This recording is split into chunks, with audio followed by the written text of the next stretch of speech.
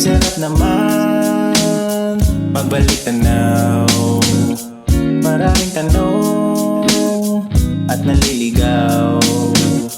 Sa nakaraan madalas uhaw. Aasa na lang magbalik tanaw.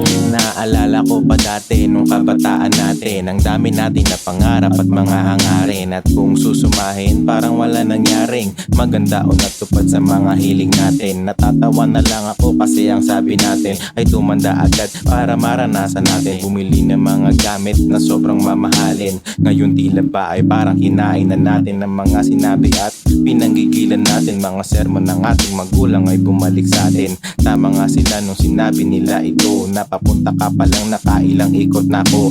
Ganun nga talaga pag ikaw ay musmus pa lang, na akala mo sa pagtanda ikaw na ang lamang. Ngayon ay tila bang nagsisisi ka na nga, kaya balik tanaw na lang ang iyong magagawa.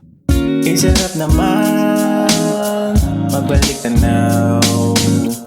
Maraming tanong at naliligaw.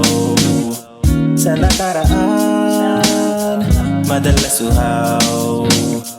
Aasa na lang magbalik tanaw.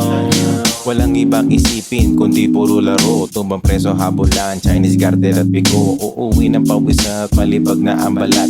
Kakain lang ng konti tapos babalik agad. At pagsapit ng gabi ay titingin sa bituin. Magbabahagi ng trabaho ang gusto naming marating. Yung iba magpupulis, doktor saka inhinyero. Tapos payabangan pa sa pataasan ng sweldo. Dumating na nga ang panahong nagsitandaan na.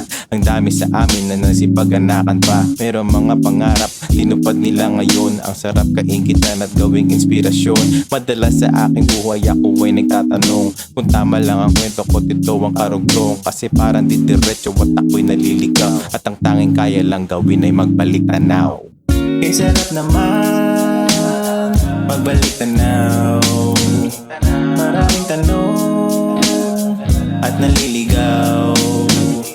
Sa nakaraan madalas uhaw. Aasa na lang